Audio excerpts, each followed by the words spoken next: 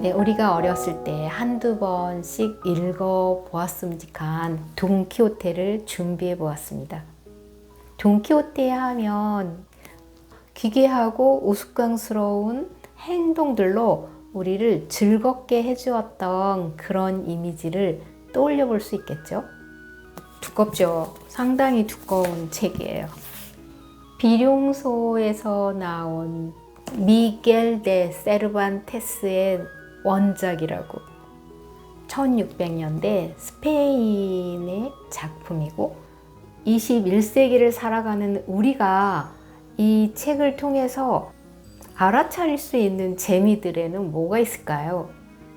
그 재미 속에 어떤 모순이 담겨 있는지, 모순처럼 보이는데 그게 또 다른 그 가치를 추스릴 수 있는 그런 버튼을 클릭해 볼 수 있지 않을까 생각합니다. 스페인 아람브라 궁전의 추억이라는 드라마가 떠오르실 테고요. 무어인들이 자신들이 꿈꾸는 지상 낙원을 건설하기 위해 지은 궁전이 아람브라 궁전이었다고 해요. 낭만적이죠. 15세기경 우리가 알고 있는 콜럼버스가 아메리카 대륙을 발견하게 되죠. 그 무어인들은 다시 북아프리카로 돌아갔다고 해요. 스페인 제국이 시작된 레판토 해전이라고, 스페인이 그 지중해 패권자가 되는 계기가 된 프랑스와 전쟁에서 이기고 이탈리아를 차지하고 필리핀을 식민지화하는 이 작가 세르반테스가 이 레판토 해전에서 한쪽 발을 잃었다고 해요. 여기서 작가 세르반테스는 가난한 이발사의 아들로 태어났어요. 여기서 이발사는 민간요법으로 뭔가 작은 상처들을 치료하는 그런 치료자 역할이었기도 했다고 합니다. 그리고 이 세르반테스는 군인이 되었고 그 해전에 나가 포로로 붙잡혀서 포로 생활을 하죠. 어렵사리 집에 돌아와서 세금 징수원이 되었는데 또 감옥 생활을 하게 되죠. 이 감옥 생활이 작가에게는 지금까지의 시간을 들춰내 보면서 구상한 작품이 돈키호테가 아닐까 생각합니다. 작품을 읽다 보면 이 작가의 그 지나온 행적들이 곳곳에 노출되어 있어요. 작가의 자전적인 모험담도 될 수 있겠다 싶은 거죠. 이 작품은 전편과 후편으로 나뉘는데 전편의 제목은 재치 있는 이달고 라만차의 돈키호테예요. 후편은 그 라만차의 재치 있는 기사 돈키호테. 여기서 라만차는 그 스페인의 지명인데 그 라만차라는 마을의 돈키호테라고 책 제목을 지은 것에서 알 수 있듯이 조국의 이름을 붙이거나 마을의 이름을 붙이거나 조국의 영웅이요 마을의 영웅이라는 뜻인 거겠죠. 특히 인상적인 장면이 그와 마찬가지로 방랑 기사 돈키호테는 독신이잖아요. 그래서 자신의 공로 또는 여기서는 무훈이라고 하는데 자신의 공훈을 자신을 잘 알고 있는 사람을 통해 밝혀지는 것을 더 영광스럽게 여긴다는 거예요. 그래서 이 돈키호테가 구상해낸 인물이 토보소 출신의 둘시네아라고 이 세상에서 가장 아름다운 여인을 등장시키죠. 자신의 에마인 로시나한테와 자신에게 붙인 이름처럼 아주 음악적이고 이국적이고 의미심장한 이름으로 말입니다. 라만차에는 이 50대 독신 시골 귀족인 키하다가 40대인 하녀와 20대인 조카와 함께 살고 있고요. 그 이발사와 그 성당의 사제가 이 키하다와 서로 우정을 나누고 있죠. 마을의 그 이발사와 그 사제는 키하다가 정신이 이상하게 된 것이 이 많은 기사 소설에 있다고 판정하고 수백 권의 소설들을 뒤지면서 이걸 다 불살려 버리는데, 사제가 기사 소설을 흥미롭고 재미있게 읽으면서 소설에 빠져들어가는 그런 장면이 정말 우스꽝스러웠습니다. 키하다는 책의 의미를 깊이 생각하느라 잠도 자지 않는다니까요. 이런 대사가 있어요. 책의 의미를 깊이 생각하느라 심지어는 아리스토텔레스가 부활해도 해석할 수 없을 것 같은 내용을 두고는 밤낮을 고민했다. 그 현란한 문장에 풍자와 해학이 읽는 사람으로 하여금 기질을 발휘하게 하는 원동력이 되기도 한다니까. 읽다 보면 저도 일상의 문제를 뭔가 위트가 스며 있게 말하게 하는 그런 착각을 일으키기도 한다니까요. 읽어보세요. 재밌어요. 다만 이 키하다처럼 너무 깊게 심취해서 읽으면 안 돼요. 헷갈리게 한다니까요. 그러니까 돈키호테를 처음 읽을 때는 그냥 가볍게, 이런 얘기가 있구나 저런 얘기가 있구나 하면서 가볍게 스쳐 지나가는 것도 하나의 읽는 재미가 아닐까 생각합니다. 주막집 주인 입장에서 어느 날 찾아온 손님이 저녁을 먹고 마구간으로 자기를 데려가서 무릎을 꿇고 이렇게 말하는 거예요. 용감하신 기사님, 인류의 은혜를 베풀어줄 기사 자귀를 제게 부여해 주실 때까지 일어나지 않을 것입니다. 이러면 주막집 주인은 얼마나 혼란스럽겠어요. 그런데 또 그 행위가 악하거나 자기를 괴롭히는 게 아니잖아요. 그러니까 이 주막집 주인은 혼란스럽지만 우스꽝스러운 이 모습을 보고 그의 말에 장단을 맞춰주기로 마음먹죠. 드디어 멋진 서품식을 마치고 방랑기사 돈키호테가 주막집에서 나왔을 땐 새벽녘이었는데, 그런데 주막집 주인의 충고를 떠올리며 돈과 옷을 준비하기에 집으로 돌아가기로 하죠. 근데 가던 길에 소년이 그 농부한테 흠씬 매를 맞고 있는 걸 보고 첫 번째 판결을 하죠. 이 농부는 소년이 게을러서 양을 한 마리씩 잃어버린다고. 소년은 자기가 일한 값을 주지 않기에 벌을 내리는 거라고. 멋진 기사는 소년이 거짓말을 할 리가 없다면서 농부한테 임금을 지불하라 판결을 내리고 집으로 돌아왔어요. 그리고 해야 하는 일이 바로 시종, 그러니까 종자로 선발을 해요. 그가 바로 산초인데, 돈키호테가 어떤 섬을 차지하게 되면 그 섬에 영주를 시켜주겠다며 설득하자 산초 판사라고 불리는 이 농부는 돈키호테를 섬기기로 하고 부인과 자식들을 남겨두고 떠나버렸죠. 하지만 산초도 자기 길을 약간 의심하긴 해요. 제가 의심하지요. 제 마누라는 왕비가 될 만한 사람이 못 됩니다.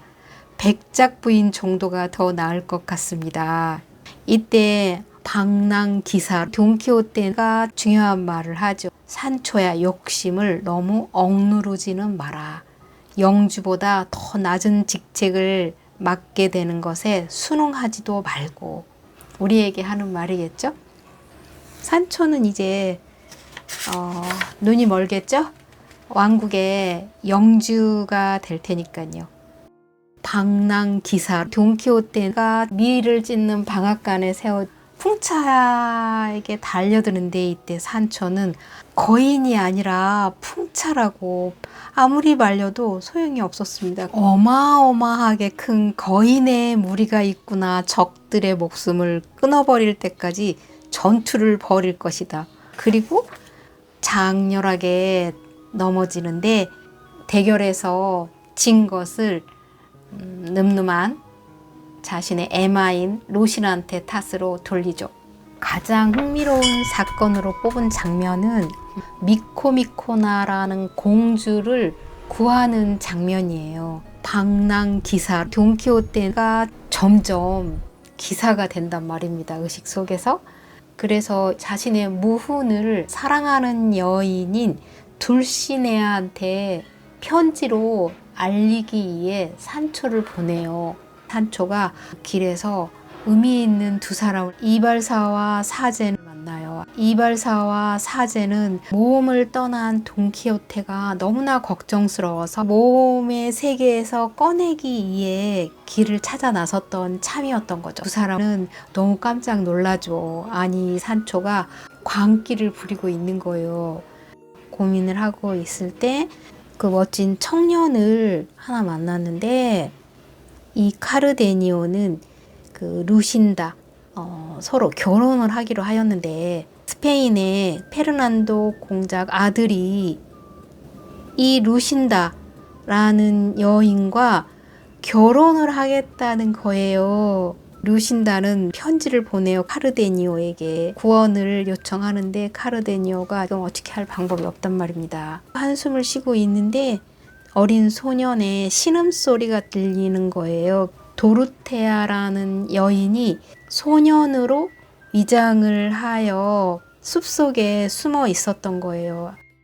스페인의 공작인 페르난도가 자신을 신부로 맞이하겠다고 해서 이미 몸으로 첫날 밤을 치른 상태인데, 이 페르난도가 다른 여인과 결혼을 하겠다는 소식을 들었다는 거예요. 이 말을 들은 카르데니오는 가슴이 철렁 내려앉았겠죠. 네, 이렇게 해서 이발사와 사제가 이 도르테아와 논의를 해서, 이 도르테아가 미코미코나 공주라고 위장을 해서 이 미코미코나 공주가 처한 불행과 슬픔을 구제할 방랑 기사로 돈키호테를 지칭하게 된 거죠. 이렇게 해서 돈키호테는 진짜 방랑 기사가 되어서 진짜 이 미코미코나 공주의 사건을 아주 멋지게 해결해요. 그래서 도르테아는 페르난도와 결혼을 하게 되고, 카르데니오는 루신다와 결혼을 하게 되죠. 이게 마치 셰익스피어의 희극인 한여름밤의 꿈을 연상하게 하는 그런 테마였습니다. 산초는 결국 총독이 되었을까요? 이 작품의 가장 하이라이트라고 뽑아보았는데요. 산초가 진짜 총독이 되었어요. 돈키호테가 공작 부부를 만나게 됐는데, 이 공작 부부가 이 돈키호테와 산초가 하는 게 너무 우스꽝스럽기도 하지만 일면 말이 되는 부분이 있어서 말 그대로 어떤 섬의 총독 자리를 산초한테 맡겼어요. 근데 이 산초가 총독의 역할을 잘 해내요. 이에 공작 부부가 이 산초를 치하한다는 의미에서 만찬을 준비하고 철갑으로 몸을 감싸게 한 후에 이 공중부양을 할 수 있다면서 험악한 장난을 해요. 이에 산초는 10일간의 총독이라는 그 부질없는 권력의 꼭두각시를 내쳐버립니다. 빈손으로 갔다가 빈손으로 나오죠. 비로소 현실로 자각한 거였죠. 그러니까 그 뮤지컬로도 많이 아실 거예요. 둘시네아와 이룰 수 없는 꿈. 배우 조승우가 열연한 애잔한 너무나 순수하게 다가오는 그런 여운이 있었습니다. 돈키호테의 그 이상함을 제대로 알아차리는 것도 하나의 재미가 되지 않을까 싶습니다. 풍차와 겨루기를 한 정신세계. 작가의 현실적인 삶은 굉장히 고단한 일을 해야만 생활을 할 수 있는 그런 직업이라고, 그런 신분이었다고 말할 수 있겠죠. 근데 이 세르반테스가 돈키호테를 귀족으로 설정을 한단 말입니다. 그것도 나이 많은 50대에 아주 큰 귀족은 아니지만 자기가 직접 일하지 않고선도 생활을 이어갈 수 있는 근로소득자라고 할 수 있지 않을까요? 연금소득으로 생활을 하는 은퇴자라고 간주를 해볼게요. 경제활동을 할 당시에는 해낼 수 없었던 이런 상상의 세계를, 생각의 자유로움을 펼쳐보고 싶은, 우리가 현실에서 타협하지 않았을 때 나타나는 행동이나 생각들을 직접 펼쳐 보여주었다 라고 해석해 볼 수도 있겠죠. 먹고 사는 문제와 시대적 소명을 놓아버린 할 일 없는 사람들의 일상을 대변한다고 보여지는데, 우린 이렇게 시간이 많고 여유가 있을 때 뭔가 진리를 탐구하고 진짜 해야 할 일을 그때 하겠다고 미루지만, 아이러니하게도 그 상황이 닥치면 우리는 뭔가 권태롭고 헛헛한 그런 헛개비 같은 시간을 보내면서 망상에 빠질 수 있다는 것을 경고하는 거 아닐까요? 사랑에 미치고 오락에 미치고, 이 정신세계라 하니까 어떤 질환과 관련이 있지 않을까 이렇게 비춰보게 되는데요. 이 작품에 나타난 돈키호테의 정신세계는 정신질환으로 판명할 수 있게 나열한 증상들. 자, 선망증에 대해서 생각해 보았는데요. 깊은 잠을 잘 못 자고 환청이나 환시, 환미라고 해서 현실에서 들리지 않는 소리를 자기만 듣는 거예요. 현실에서 보이지 않는 것을 보는 거죠. 세르반테스가 한쪽 팔을 잃게 된 전쟁에 나갔을 때 그가 경험한 외상이 있을지도 모르죠. 그 오랜 감옥 생활에서 겪었던 또의 공포와 두려움도 경험했을 수 있겠죠. 알고 보니까 러시아의 도스토옙스키가 당시 영국의 셰익스피어와 이 돈키호테를 같은 반열에 놓고 세계의 문학가들한테 깊은 영감을 준 책으로 극찬을 했던 그런 작품이더라고요. 대작들은 사회적인 배경과 사회 현상을 알아야 한다는 부담스러운데, 우리가 그런 부담감을 떨쳐버릴 수 있는 방법이 하나 있긴 해요. 산책을 하면서 만나는 모든 풀꽃과 나무들의 이름을 다 알아차리지 않으면서 지나가다 눈에 띄는 풀꽃 하나에 시선을 멈추고 다가가 보는 것처럼, 두꺼운 책이지만 한 권 쓱 뽑아서 성경 공부를 하는 사람들처럼 그냥 한쪽을 펼쳐서 한 페이지만 읽어보는 거죠. 그리고 그 장면을 이미지로 그려보면서 하나의 느낌만이라도 느껴볼 수 있다면 마음의 양식을 북돋는 도구로 되돌아오지 않을까 생각됩니다. 네, 그럼 다음 영상으로 돌아올게요. 네네, 건강하게 지내십시오.